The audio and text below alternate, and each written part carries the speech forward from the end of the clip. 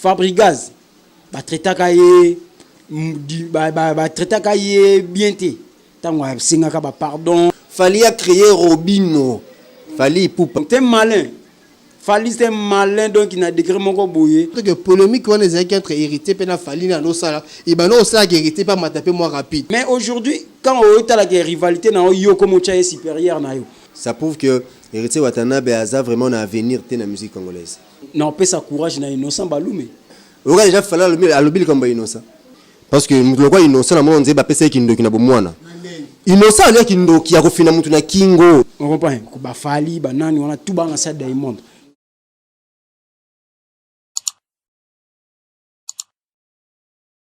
Dis-moi qui tu fréquentes, je te dirai qui tu y es. C'est sur cette note que je débute mon émission Canalise. Une émission produite par le 2G des Canal Sage. Canal des Sages, mon ami, mon frère, évêque Ange Noir. Voilà, de ce qui est trop koba na Canalise, c'est une émission où on a la kaka banalise. Donc, tout bon le na plateau oyo.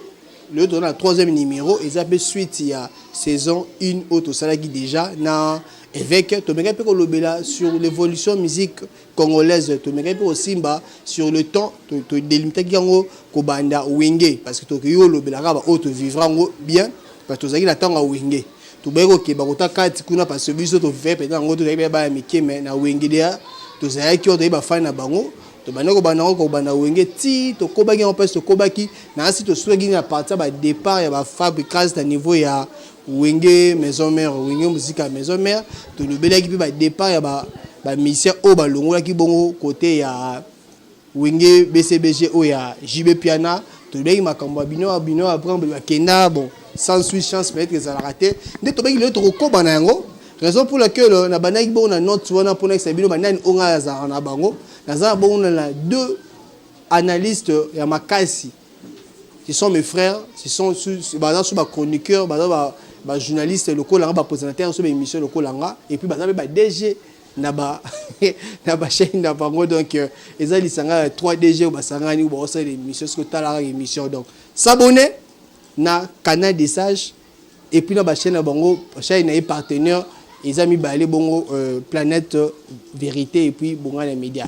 Et là pour ne pas monopoliser la parole, je dirais bonjour à mes deux confrères. Je commence à ma gauche. Bonjour monsieur Joshi Bangoula. Ouais, bonjour Dimitri Bongania, bonjour à tous nos fidèles internautes et au Bozolan d'Abisso partout et salut à vous. Merci. OK, merci. Et à ma droite, il y a aussi Mutuna Mikolo bakobe aona commune de Gonaï na yebate pour la nina bakomate boni. Ouais, qui mezali Dimitri Bongania donc nzambaza obate la biso qui mezali.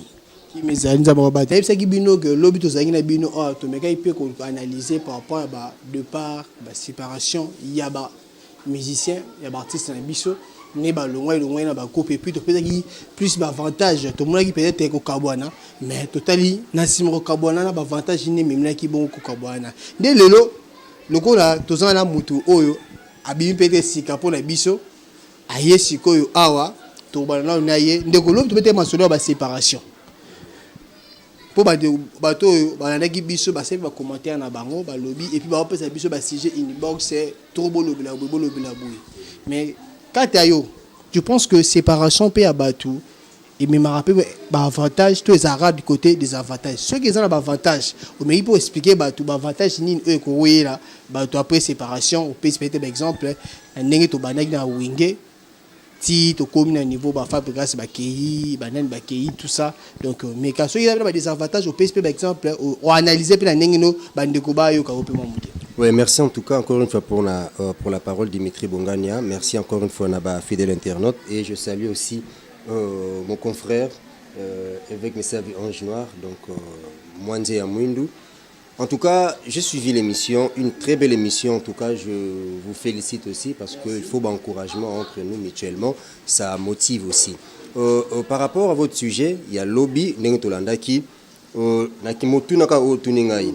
Omoni loko liboso ce que salami sika et ça la non passe. Qu'est-ce que je veux dire par là? Moni bokabwani et ça la passe. Bokabwani et ça la passe mais apprendre siko autant que comprendre que non bokaboni mususu et puis ça va pas si meilleur pour apporter solution peut ba ouverture moko boye. Et nalanda ki bino lobby bolobaki yango donc tout a été dit on va renchérir un peu rapidement parce que la télé c'est le temps.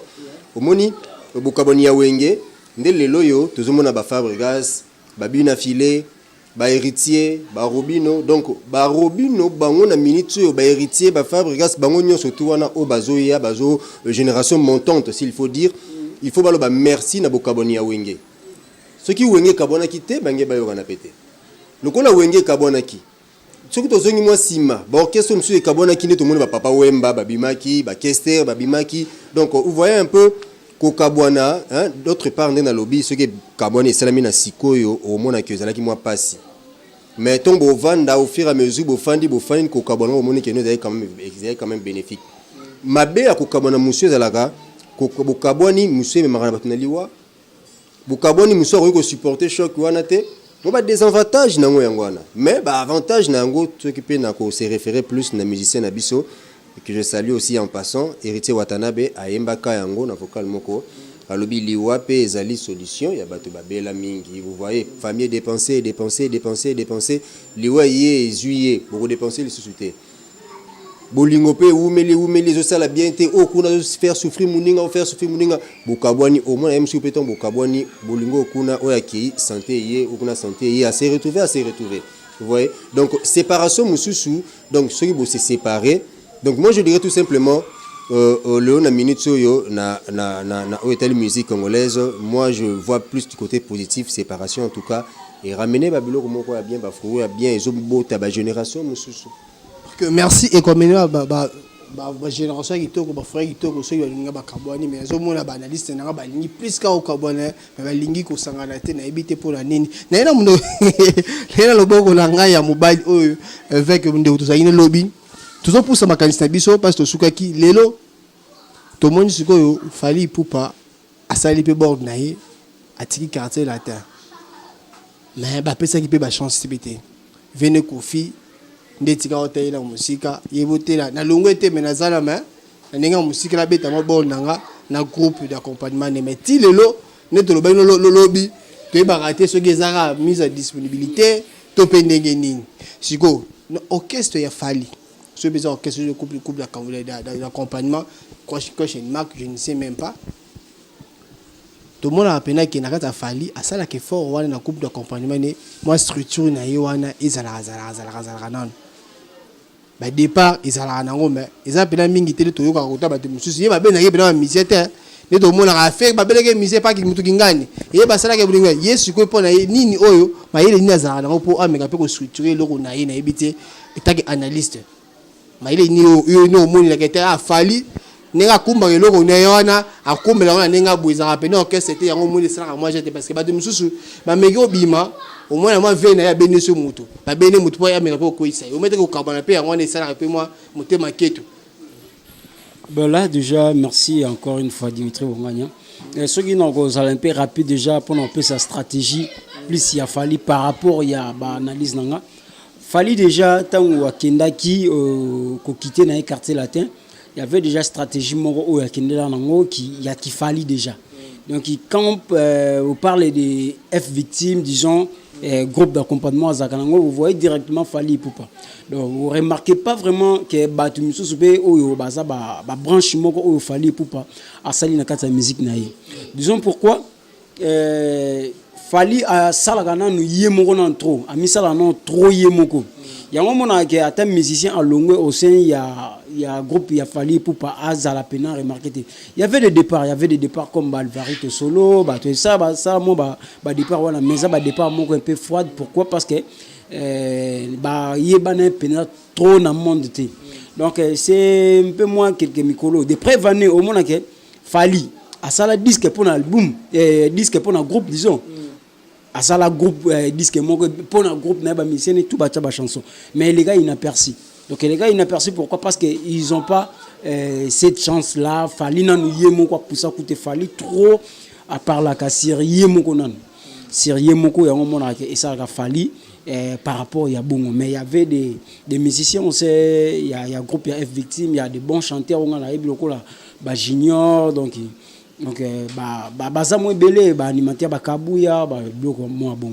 Il y avait ba départ tout le monde ba départ il y avait équaliser. Oh ba to iba bon na ba katsa ba ya pas fali pour pas. Donc ça na ba départ. Mais le rôle les stratégies na o abimela ngo mingi eza na yemoko aigle mo butu donc ceux qui ba départ monsieur ça là pourquoi parce que esprit wenge esprit quartier latin c'est déjà deux esprits différents. Esprit wenge basagana boyato kindi. Mais pas chez quartier latin. Quartier latin, quand vous parlez du quartier latin, vous voyez directement Kofi Olomide. Donc, il fallait pour pas ça identité, il y a Kofi Olomide. Malgré Académie Bimaga et Beta Viagra, mais au moins que non, les cas il n'a perçu qu'il n'a pas bon. Donc c'est un peu ça par rapport il a fallu il y a pas départ naïe oh yo mais un peu bon il y a un moment le baga que non qu'on rejoindre Ndegonanga Yoshi Bangula Ndenga Utelo Bana. Séparation pour moi entre ta le bananga on ga bien nga selon nga le bango ça ga bien mais il y a aussi des risques komaka ba retomber na ngo komaka soki moko a commis faible devant muto yo o bozana ye na ba polémiquement loyal yo commis faible devant ye ndeza moko o sala ke et qui dit ça va retomber dans la musique congolaise. Merci, na belle réponse outé pas avec bon continuer à s'abonner massivement na ba chaîne biso canal des sages planète de vérité bon na média bon s'abonner massivement parce que émission oh beaucoup ton na ba chaîne wana en tout cas bon s'abonner et puis beaucoup comme biso ba suggestion na bino ba commentaire et que ça la biso bien oui parlons de héritier Watanabe yep azaibe moko na kati ya wenge musique à maison mère de Wiranson. Mère de Wiranson, voilà. De Wiranson. Tant les marqués qui n'a qui, bah on batika na kiwana, bah simbagi pena ni nango, bah simbagi pena wenge. Mon agi, bah c'est le peu musique même tout, yaz la kiwana tout ça. Mais départ paye à hériter, il est pas quoi créer bornaï. Wenge paye quand baisser ya musique, wenge maison mère. Et tika les gars des aïeux parce que oui rappel bon qui on habite ce qui le balo oh là le héritier à loba so pas exemple kuna bon qui na bino ne bon des akaka voilà départ héritier itaki a créé be bornai a bénéficié banzembo nae ndongo nae ou le to za denzel bom nae mi ange mi démon mais la carte be sous ya il y a orchestre héritier il a eu le départ au le to lobila Diego Milito à Longbe et puis les autres ba keke est-ce que pensez-vous réellement ne loko peut être malam au sala bozo perdre encore la séparation pour les autres tobi Diego Milito à Longwe na kati ya orchestre ya héritier la team Wata à ça d'abord vocal ba vocaux plutôt na mi ange mi démon sur le petit sous ceux qui producteur ceux qui peut président musala ko longola ka ba vocaux na yo na tagi o ba ker ba longoto parce que ker ba yemba ensemble vraiment que séparation bongo Ezamabe. Oui, peut-être Ezamabe et pas un bateau, ça dépend de la conception à une autre, tu vois. Donc, au moni, la minute, on a un peu kozonga moi sima par rapport à Ndeko, à Otikoloba. Au moni, parmi les stratégies, il fallait pour paysanner. Il fallait à l'obarango clair. À l'obi, ngai boaba master. Boa accompagner nga bozo aider ngai. Avec que boa to souté bozo aider ngai. Donc, s'il y a un concert, il y a une production, vous venez, tu bêtis, fouti, tu kaboli là, tu panzani. Vous comprenez? Oui, donc, tu kaboli mbongo, tu panzani.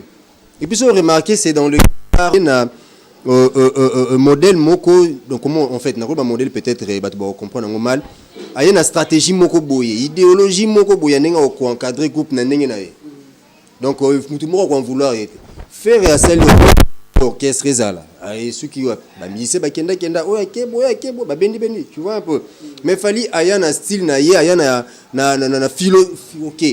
philosophie na ye à encadrer groupe et ça accompagnement obé na ye feront ces ana bande comme souci yango wana to ye na mutuno lobby la team Wata et puis héritier Watanabe Goga Motona Tembe les loyo il est pas à subir choc et séparation.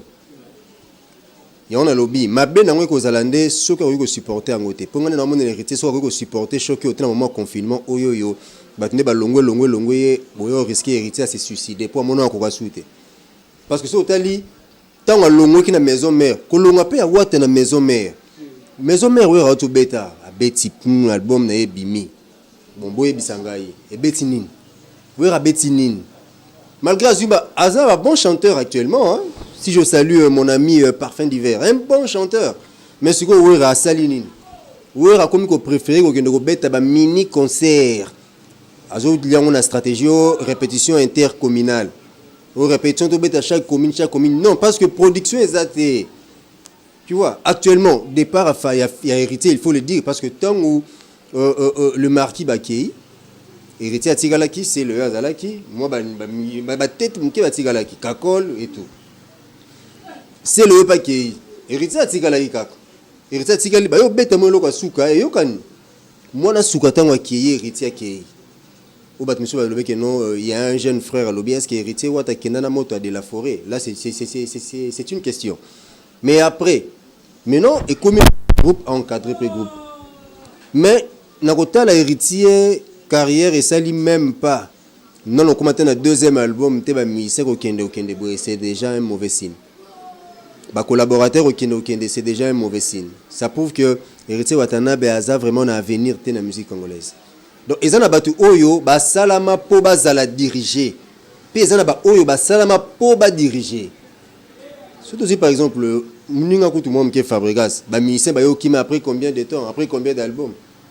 Mais héritier album moko deuxième Ezoya donc au groupe Ekei au barnaké bakenda arnaqué bakenda na ba ambulance au batikali ale lisusu hein muto aya quand même na mayele ya musique Diego Milito Akei ne kona biso pe le DG azalia wa yepa azalaki chargé à communication à wata yepe abendani Chris Njoro a bandé côté et pour tout comme on a su Chris Njoro a tendance c'est comme qui n'en pas à Fali donc toujours comprendre était donc ça prouve que hein, moi je dirais tout simplement il y a deux problèmes et pas héritier la maturité la maturité et puis il y a beaucoup gérer batouté quoi encadrer batouté il n'a pas ces charismes là aux ala leader sérieux franchement moi je l'ai toujours dit. Malgré tant de défendre à l'époque, Ayeba qui n'est parce que ça se comprend. Place aux alliés, il faut toujours. Il avait très bien fait son travail, mais Héritier n'a pas le charisme d'un leader. Voilà. Héritier n'a pas le charisme d'un leader. C'est le dire il y a Yoshi Bangola, le DG de Planète de Vérité. S'abonner sur Kuna Badouata Labiso, beau s'abonner vraiment massivement. Avec Messavi. Parlons de la gérance, parlons de la maturité. Héritier Nengenani, on a besoin de Chalobi. Héritier, tu habites car ils ont par marque maturité Nengen de Chalobi. À l'écart, l'émission, tout n'est pas sur Fali. Oh, tu es héritier, à nous, ça, là, moi, charisme, côté, les moi, Fali, qui est payé, il est calme. Tout n'est l'émission, moi, à l'écart, qui a un confrère en Abisso, que j'étais un peu les noms. Question sur Fali Fali vena biso yo pesa biso goût musique vena biso banda so le to comme hérité pour to yo kaka bango mais liboso ça qui bongo té et ça dit que de façon que Fali pe quand il pas le même confrère ayamba il peut sur Fali mais ko tourner sur ba combo tourner peut être toutes les questions aux autres envisager au bêta featuring na banane abi nga Fali répondre nga déjà grand non bêta sur featuring na ba grand. Cette fois-ci, dans le cas petit pour na tombe la banque.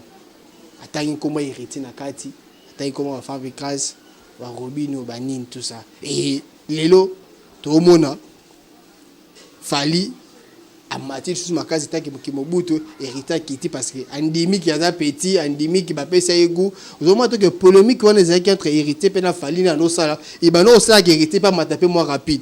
Nenge sali bongo, tu penses que hérita sali chi toi sali erreur. Ma maturité vénérale. Ben, pour moi, déjà, ceux qui n'ont pas un peu clair, direct, qui peuvent répondre, c'est déjà shit. C'est déjà shit ou il y a saluana. Pourquoi? Ceux qui n'ont pas revenir un peu en arrière, dans la zone, moi, si mal sous il y avait un départ remarquable, il y a Héritier Watanabe au sein des groupes Wingé Musique à Maison Mère. Il y avait vraiment absence moko remarquable. Tout le monde a qui disque bima qui c'était disque bima où Rabé il y avait chanson moko les seules chansons et cartonna qui c'était Imeni où avait vraiment donné tout pour que et Simba, mais il y avait des faillites. Pourquoi? Parce que déjà tout le monde a dit que héritier abandonné de peser. Héritier ceux qui disent que bima on a eu 3 ou 4 chansons. Donc c'est déjà abandonné de peser. Ceux qui n'ont pas place confrère Nabiso Yoshi à lobby n'a départ au sein du groupe il y a Timouata. Bon départ local il y a ambulance arnaqué et ça qui vraiment départ mon remarquable était pourquoi si je peux dire ça c'est parce que ils ont pas donné les coups au début à groupe donc yemba pété au sein du groupe Timouata donc il y a déjà retiré de Salama héritier déjà à Salama. Mais aujourd'hui, si on parle du départ, il y a Diego Milito, à ça parmi bateau, Bandi et Elo Kwango. Donc c'est ça, et ça va départ mon corps remarquable. Parce que moi aussi j'étais là, étant que dans le domaine de la communication, tout ça qui on a travaillé. Parce qu'aujourd'hui, moi aussi je ne travaille pas là-bas. Il y avait aussi des gens au Yopé, ça il va départ. Dans l'ensemble de l'Union, pour moi, si je veux dire que peut-être maturité ou ça va manquer d'encadrement, et ça va manquer d'encadrement, et ça va manquer de solo là, et ça va manquer, disons, qu'on rejoindre, son habit qu'on rejoindre Fali Poupa. Na question mon bateau n'a sur plateau il y a Papi Mboma pour dire que non, Azan entourage a bien été ou encadrement et battu aux alentours na wana baza bien été. Si moi je peux dire que au entourage wana, ce sont déjà au bazar bateau babanda kozana Mobutu donc si Mobutu parle bango ba betaka mabuku donc Mobutu ata kosoli na miso bateau ata excusez terme ata sumbi mukinza na miso bateau pona bango ezaka bien on comprend donc baza vraiment te ya ko aider il y a des gens vraiment au baza pembe no ba aider te et ça peut moko ya ba shit o ils ont causé ba départ o ebele parce que hier ezana bateau mzuzu aloba na yo akumisa yo mais alinga kote akumisa yo omone boya zo kumiso mais du fond na ye alinga kaote et ça peut moko ya ba shit o eza ko okota mais si ko so na ye directement na makambo lobby ya Fali Poupa c'était peut-être yo to nzo caché il y a les internautes au bazolanda biso c'était chez Ika de Young Fali on a posé sur Fali héritier sur Fali Poupa héritier lobaki yango que non Fali Poupa c'est un grand pesi bango goût ya musique na banda loana si première avenue ou deuxième avenue comme ça ben déjà pour moi tant on a talaki émission na réponse wana il y avait un groupe moko déjà na loba na batuna il fallait pas quant à moi là déjà pesaki na quitté déjà Timouata mais na taga na bi il fallait pas propos bongo héritier abimisango sur Fali Poupa et aujourd'hui on a eu direct réponse à Fali Poupa a joué à la ping-pong. T'es malin. Fali c'est malin donc il a décrit mon boye. Alors là on va benga balobara c'est mon balobara. Alors on pourquoi azolia azofula yo. Vous comprenez? Donc nzinzazo mona rola ba betele maboko so ngungi nzoka ba luka moyenne ni yakobomai. Donc résultat nango déjà yango le to. Ceux qui n'ont ça un peu rapide pour si ça to mais un peu ko développer. Ceux qui n'ont le babongo pourquoi? C'est le même kasoto zongi. Au mona Fabrigaz traiter kaye bien té tango singaka pardon et pas Fali Poupa viena et déjà ezaka cause ya chita ya Fabrigaz lelo Fabrigaz de 2000 en 2001 2000 aujourd'hui jusqu'à 2028 que tout ça lelo Fabrigaz ou Kalaza Fabrigaz ou ya lelo té. Donc c'est déjà shit ya Fabrigaz. Et demain, il y a un mona ezako promettre chez héritier Watanabe. Parce que aujourd'hui, héritier azaka na rivalité. Musique na biso Congo to monaka soto bandi. Au mona papa wemba avec Kofi, il y avait un temps moko boyase quoi ko sala kwa bando bundana Kofi, il y a JB Ranson, il y a Fali Poupa Efere, il y a Roby Fabrigaz Beplique, Robino. Et aujourd'hui si on parle de gaz Mawete directement on voit Inos Bi et héritier azaka na rivalité. Et maintenant héritier Batutu, il y a des fanatiques Batutu comment plonger rivalité na bango ezala direct Fali Poupa parce qu'il collabore bien avec Ferregola, il collabore bien avec Jibem Piana et rivalité dans le comment déjà Fali Poupa. Mais aujourd'hui, quand on a la rivalité, dans yo comme est supérieur na yo. Donc déjà pour moi, si je peux dire que non, on ne doit pas tout le calculer le soutien. Et ça quand il fallait le bac Tembesili, 6 mois aussi, je peux ajouter ou je peux dire que non, Tembesili. Parce que quand toi-même tu dis que non, Tembe, alors Tembe on se go au sang sunana. Donc c'est ça ce que moi je peux ajouter sur ça. Merci avec la réponse Kitoko. Merci à Jonathan Borona qui est derrière la caméra. Merci pour les belles images et les bons sons. Et je dis encore un grand merci à Abed qui nous aide dans le montage et puis réalisation. Une question sur la polémique Kaka. Avant qu'il n'a enchaîné une deuxième question. Penses-tu que la polémique peut avancer notre musique congolaise? Non, franchement, qu'on se le dise, polémique loyale et qu'on fait avancer la musique congolaise. Détrompez-vous, tant que vous avez dit, tout ça, la musique, beaucoup sangana, beaucoup de gens franc congolais, bah pessimino mbongo, panzani, ko sangana, oui, mais la chanson moko humanitaire, oui. Wake up, bah beta wake up et Simba, l'ultala concert à wake up, bah panzana qui. Donc ce qui veut dire que la musique congolaise, banda et bandi déjà na polémique. Nana évité que la polémique, ça là déjà Seigneur Lei, bah na polémique, bah l'homme va na polémique. Izomata. Actuellement, si on parle de la polémique dans le monde de la musique, to bandai komona tisiko tozomona na 4e génération badaka wera JB.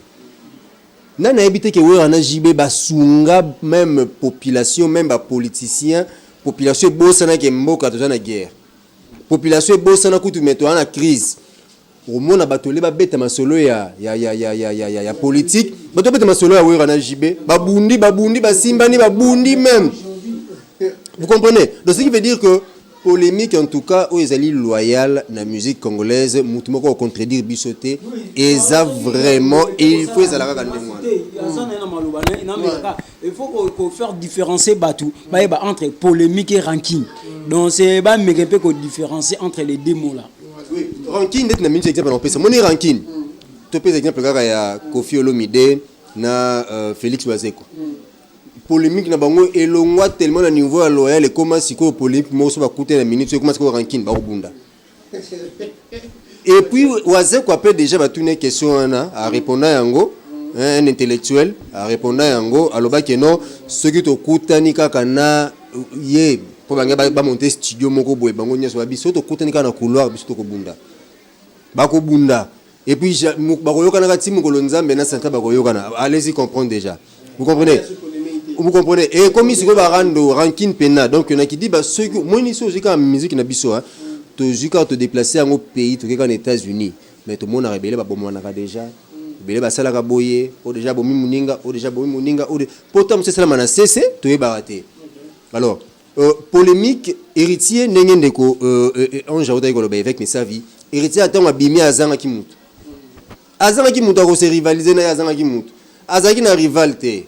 Même Fabregas, avant de saler la Robino. Parce qu'il faut le dire, Fabregas a se mesuré pas à Fali. A Dembélé qui a celle comme Matati, va saler lié. Fali a créé Robino. Fali Poupa, Bandeko Souboye Baraté. Fali a créé Robino. Mundibu. Pour na Fabregas. Héritier à Zanga qui mouti, il fallait que Dembélé. Nenga Dembélé qui déjà est pas à Fali. Il fallait continuer à Ndengwana. Fabregas. Oboyi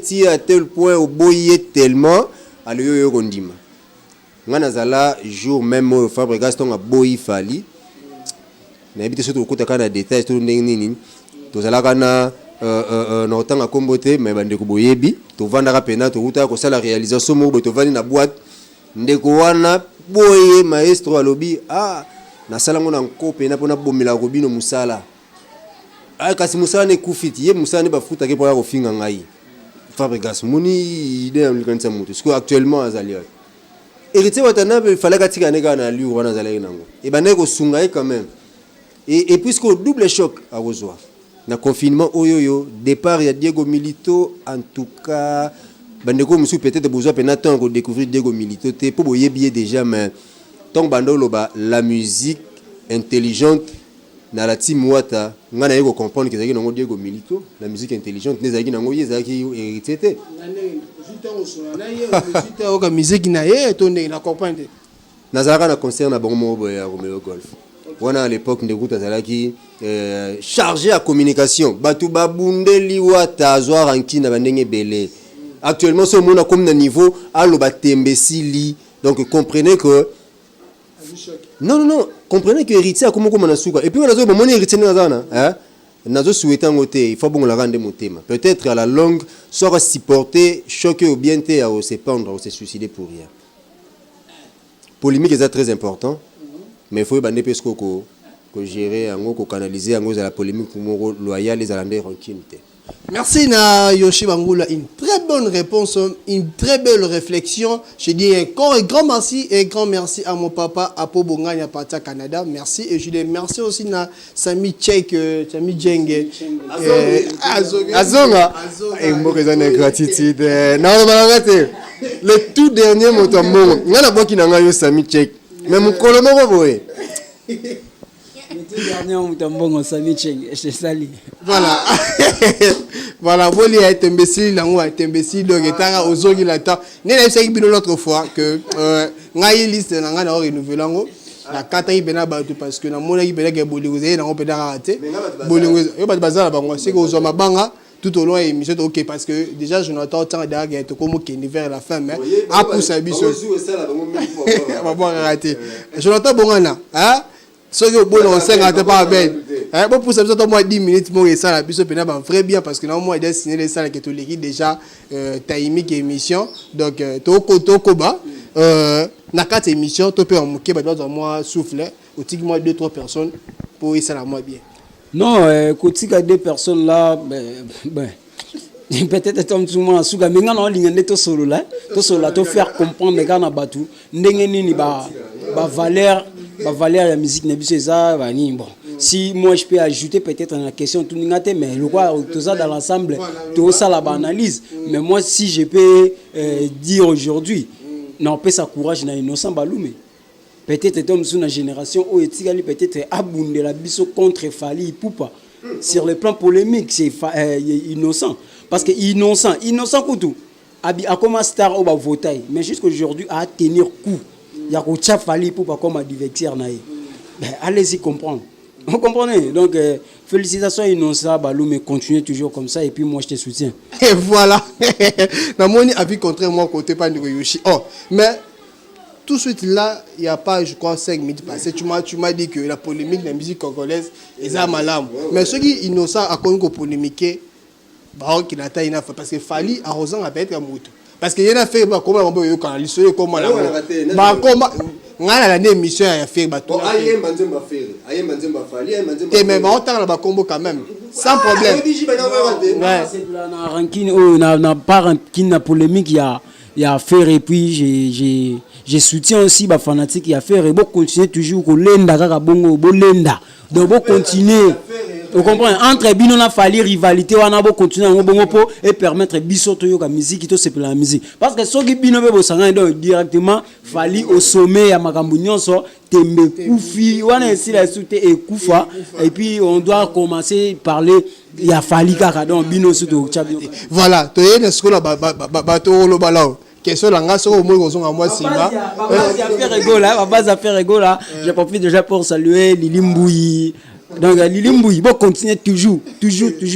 C'est bon, merci. Ozonga nous le balai pour mettre grave la question là. So ozonga on me demande que ndabile comme ya en tout cas pour s'abonner massivement. Je pose ma question sur au ça moi retour na makamia lobby pas les problèmes. Ma question est celle-ci. Innocent c'est qui est vu à Zomata. To yebi que Innocent bon, Amati, c'est bon. Bon, Amati déjà. Tu as dit que dernièrement, Innocent Fally. Quoi que boya, on quand même. Koboya qui polémique exactement Innocent Fally. Même dans ça polémique Innocent Fally. Mais ba fan comme tout ça. Ba fan. Non, monsieur de la ba fan comme tina tina noyau, tina na mito à train. On a déjà fallu à l'obile comme Innocent. Non, et puis non, c'est Innocent lo moko. C'est un jeune frère. Aza jeune frère na biso. Bango surtout bango baza batu moko boya entourage à héritier bajale le kobeta maboko ba otala mona muki azo konza bino à tel point européen ça conseil té mais quand tu as héritier, pourquoi à reconnaître Fali?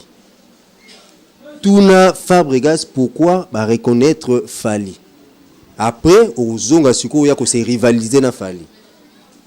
Vous comprenez? C'est capable.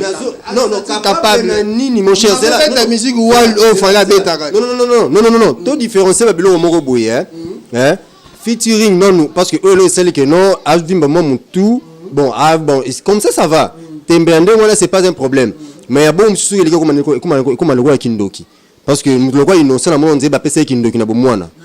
Innocent, il y a Kindoki, il y a finalement na Kingo, innocent, il y a Lokabatu, il est comme ça. Là, je te dis vrai, innocent, Azandoki, so qui na este, na côté na bango, bakanga Ndoki. C'est gars au col 8 ans, ma code est belé na mutu, azola ta kalosa. Problème te Kindoki pe si la toza et si la naza la réponse nangai. Permet les avis privés te aux instants aux vie privée nous nous zangai. Nazo zonga. Mais bon, innocent c'est la nabeta amine. Abeta rabal, aza joueur, aza musicien. C'est ce que je dis. Aza non, il y a un lobby. Non, Eza bongo innocent na télé caméra. Zoomé, je dis bonx. Innocent c'est un grand sorcier azalindo qui a kofina mutu na kingo. Pourquoi? Na rotala niveau Fali azali innocent ce que mati azana shit à déséquilibre quoi et puis parce que tu perdre rien la musique. C'est très profond ce que je viens de dire. C'est très profond. Innocent ce que sali a meki a mati ezo ko la mutu ozolata pardon ozolanda aigle obité que aigle a comme un niveau moko boyna akena na attitude moko boyo komate ozolanda na sentiment au comme niveau moko total ba dessin animé au perdre équilibre au senti que non et na landa atikino su musika boy bandiso okweya ozasu shit libre et to perdre so a continuer ngwana yona zongisie atuna héritier pona nini a comme na niveau ko reconnaître Fali. Après avoir gagné quelques années, quelques jours, il y a tembe. Et puis, même conflit polémique, on a soulevé, il y a fait, na Fali. Ce pour taliper bien. Bazana, on a rivalité. Pourquoi? Parce que Babanda, on banda kala, n'engue toyo kaka, on est là moi aussi, et tout. Mais la minute, on même peut faire, si on a côté la paix à continuer kaka. Mais na côté la paix, boué, à ce moment, on s'est rivalisé na Falité. Peut-être sur le point de vue âge. En tout cas, mais en réalité, moi, ça suis exaté. Parce que tali faire et l'autre n'y se fallait à sala. Après quelques temps, faire ça là. Faire à Betty Tokos, nana fingi faire était na Tokos. Fallait plutôt, je m'excuse. Nana fingi fallait était na Tokos. Même faire. Fallait na maman featuring faire en tout cas ah nga featuring na nga na ba shikito wa assez qui featuring a fallait actuellement. Yo on a comme ko dimbe na featuring. Fali, à Betty Tokos, album international, faire jamais à Kimirumba. Actuellement, faire album Azo Bimisa. Style international, dans 4. Vous voyez maintenant, t'as le même clip à la dernier clip n'est à salle. Fali à la déjà quand on a loqué, tu y es pas là, quand on a loqué. Fali à Katisuki, pas Katisuki. Fali à Tikisuki. Donc, c'est ça faire. Or, il fallait pas créer un logo moko ya yé, a vu moko contraire. Il y a un logo ya izangakaye. Héritier quoi comme mécanaïe mais il ne pas comprendre parce que nous tout mon côté à coquille ko bête concert na poto ne connaît pas le mot très important fallait un malin à ruseur malgré ba combat tabac ba combat kuluna ba combat kinio surtout wana ba sala qui désordre mais concert bête maki hein malgré ba olinga sko ba déformer ngo ba baby ça ngo concert mimi maladie non malade ezala qui déjà en France hein mais concert bête ami.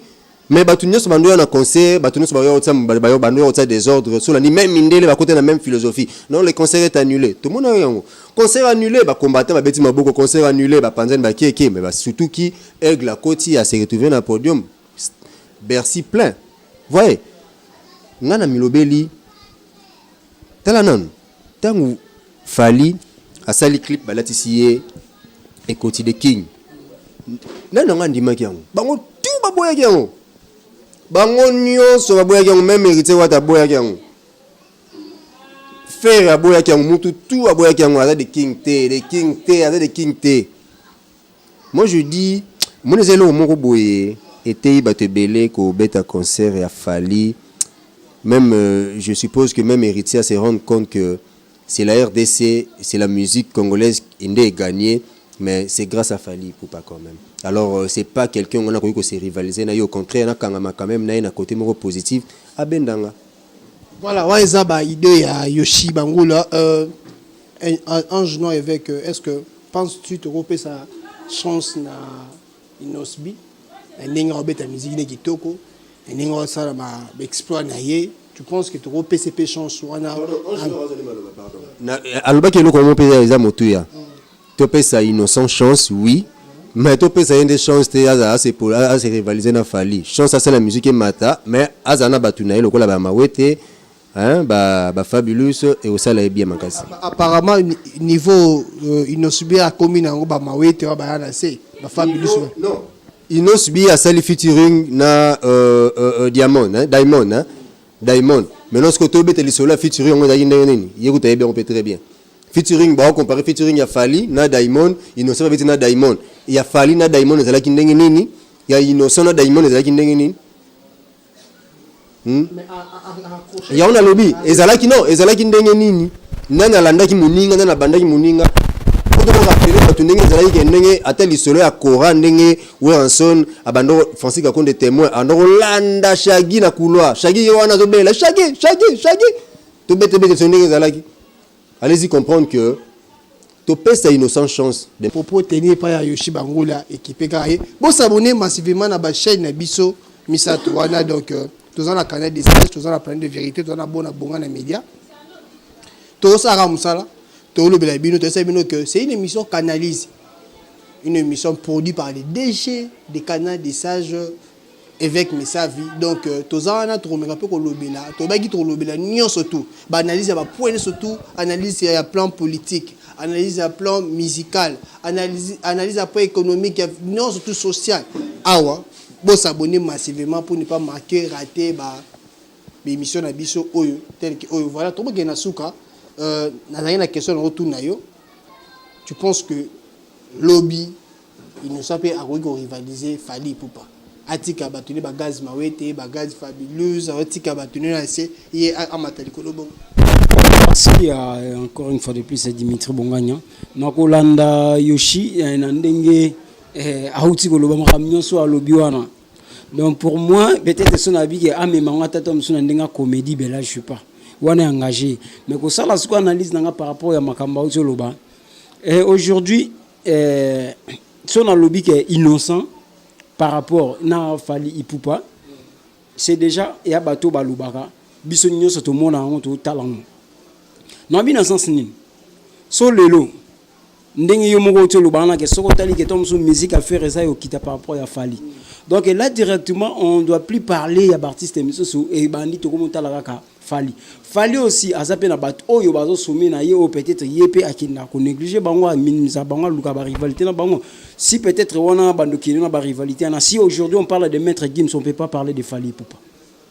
Vous comprenez? Donc là il y a pas match, il y a pas photo. Mais déjà Zakaka qui kindara qui a Maître Gims a Fali Poupa bo. Là innocent déjà tout le bas featuring Diamond innocent. Il y a pas match, il y a pas photo. Il y a écouté partout et même partout. Et betami na bamboka miso to ebi ketom sous musique et kinda on a te menzembo anezali. Mais peut-être featuring il y a Diamond na Fali Poupa. Et ça par rapport l'icoloté par rapport à featuring il y a innocent na Diamond.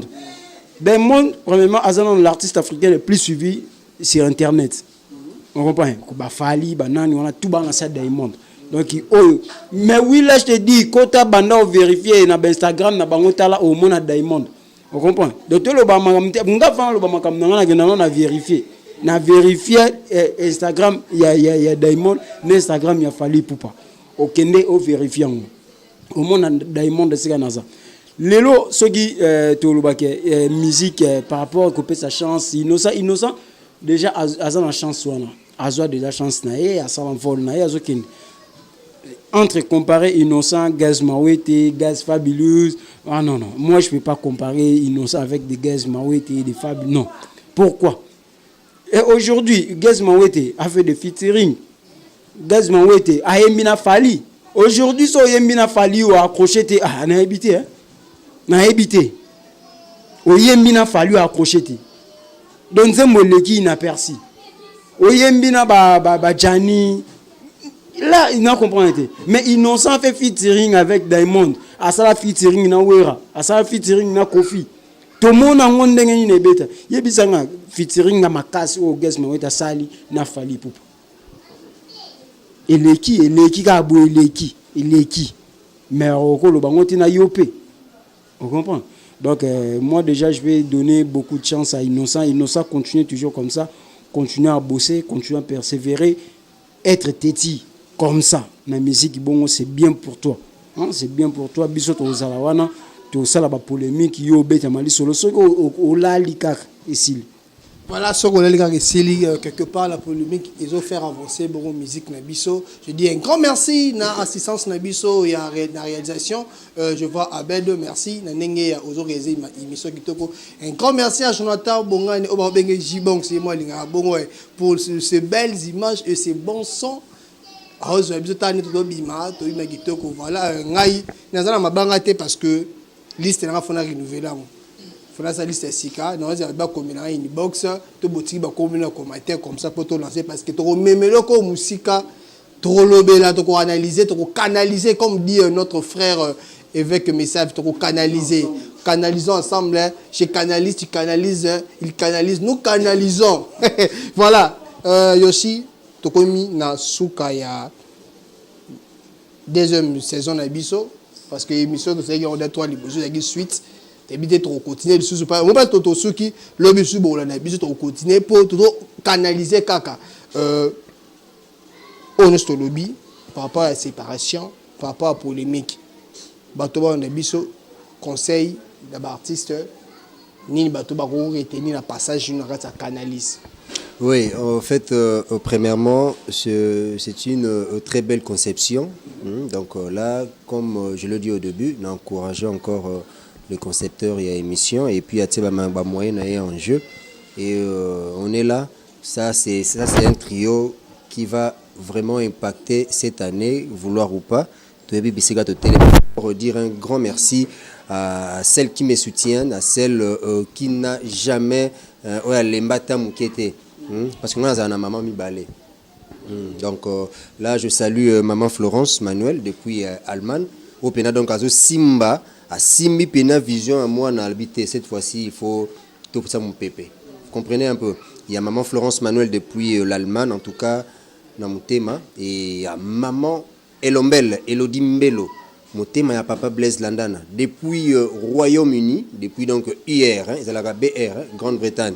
Donc maman Elombel elle aussi hein, bazo continuer kotia mettre la main dans la pâte pour que savoir-faire il y a moi na bango et avancer et surtout avec papa Blaise Landana motema ya maman Elombel la fondation na bango en plus fondation DFU Debout Femmes Utiles nous aurons le temps peut-être le belango en long et en large fondation où ils ont promouvoir ba maman où ils ont payé sa ba maman valeur ils ont matza ba maman le bosso ils ont aidé en tout cas nous aurons le temps encore le belango puis na canalise en tout cas to le kelango sujet moko nous allons parler de ça du début à la fin tout mais un peu ko analyser même ba ONG ba fondation belé ba zona miyibi. Hein? Mais fondation où ils ont avec des idées, avec des objectifs, avec de buts, sentiment bloc où ils ont vraiment réel, DFU, Fondation Debout Femmes Utiles, donc il faut les bélés. Donc je veux tout simplement dire, non, mon confrère a compris que tellement que Tobanda s'opposait depuis Tissiko, malgré tout ça, Kende et Longo, mais toujours s'opposer kaka. A compris j'ai vite compris qu'a compris je ne dis pas que Topé c'est innocent chance. Nabo yangote, yeuta baki azanango déjà. Oui, azanango déjà. Azade ana chance wana. Oui. Mais ndesiko yo non. Tu vois les chance té, sort comme rivaliser fali makase et comme malchance. N'a pas si bien exemple. Total arabe dessin animé. Au mona prenons l'exemple Yakoba azolanda aigle. Vous comprenez? Alandi aigle. Ce botte la dessin botte la chaîne t'es grave Sabino champion. Alandi aigle qui a se retrouvé que non il fallait pas. Tant azoko est la catastrophe. Donc chance naie à ça la musique naie. Ndenge ezoko avancer en tout cas coup de chapeau pas ya innocent mais ndesiko tant azoko na niveau ya kotia tembe po ya l'équipe tembe koleka héritier té. En tout cas l'équipe tembe koleka héritier té. Et innocent l'équipe tembe koleka héritier té. Héritier c'est 1 + 1 = 2 à biso égale 3. Soko boyo fandi a okangamelo 3 ti on convert que égale 3. innocent qui héritier te na tembe. Donc ton nom to boy polémique té. Donc innocent ata ndesco bateau ko se rivaliser hein. Bon, comme azo meka ko meka fali ameka mais au moins ameka ko tout na héritier na Fabregas pourquoi bazonga qui après avoir ko tsaini ni trop pourquoi bazonga qui ndé c'est parler pas comprendre. Donc concernant la musique congolaise to continuer na biso na polémique ils ont mabete mais polémique moko loyal ils ont faire avancer musique na biso pour baye ba ndombolo polémique ezalaki pour baye ba wera polémique ezalaki pour baye ba jibé polémique ezalaki pour baye ba fali polémique ezalaki na ferré pour baye ba bango donc c'est toujours comme ça mais ezalande loyal ou eko tombola mais oyo ko eko kitisate wana eko zala vraiment passe makasi. Merci Yoshi Bangula, n'ayez pas avec un dernier mot pour cette saison. Ouais, merci à nos abonnés na biso nyonso ya Canal des Sages, ya Bongania Media et puis il y a Planète et Vérité TV. Donc merci na bino ndenge vraiment bo tirer attention na bino Yolanda biso du début jusqu'à la fin, il y a deuxième saison na biso. Tu me un peu ko parler sur polémique, l'importance il y a polémique, merci à vous. Ngasoki na ko ba message ya suka pona lilo. C'est que musique na biso vraiment ndeka na loba ki ba année précédente c'est ça qui moi likolo mais cette fois-ci musique na biso est commis ko kita et okita pourquoi parce que vous comprendre été to ngana lo baga ke eza na ranking te mais ça polémique donc ce cas besoin polémique yana bo tiango et ça la biso bien et ça la sous valeur ya musique na biso parce que quand on va parler des ferré des fali poupa et puis ils ont payé sa valeur ya musique mais ce qui to mo lukaka moko déjà l'équipe batinyoso misu bazate ndé ekosala un peu ba richite ya ba musique na biso. Merci na Sami Cheng les tout dernières Mutambongo dans les tout dernières Mutambongo. Merci na Paul Olenga ya Trifen Yala au ba Holanda biso depuis États-Unis wana moko ya ba partenaire moko ya ba konzi ope tozakana bona kati ya canal des sages au bako soutenir au bako chapeau. Merci encore une fois na Dodo Mbenza depuis Paris. Merci à il y a Jonas et Matuidi depuis les États-Unis. Oh, les États-Unis. Merci à Platini Milano en direct des États-Unis et à les tout derniers jeunes producteurs Akafulek et Mampinga. Donc je te salue et encore une fois de plus, je salue à Karine Mokonzi, Madame Angelica Madeleni. Je vous salue vraiment. Et pour clôturer, pour finir, clin d'œil spécial à Sila la chinoise depuis Luanda et à Rilmate la reine na pesi bino mbote bisika bozali wana na linga bino mingi nde bino pe bolinga mingi. Merci à Dimitri Bongania, merci à Yoshi Bangula, merci. Merci à tout le monde. Jonathan Osalenga Gassine qui font quitter tout ça presque 50 minutes donc de l'équipe vraiment au-delà. En tout cas, restez branchés, connectez-vous dans les trios d'enfer. Donc, Bongana Media, Canal des Sages et puis Panel de Vérité. Et puis, les trios d'enfer de source de Bissomoko, donc Dimitri Bongania, avec Messav et puis Yoshi Bangula, Torope Savino Bilenga Solo. Bonne suite de programme dans toutes les 3 chaînes d'Abisso.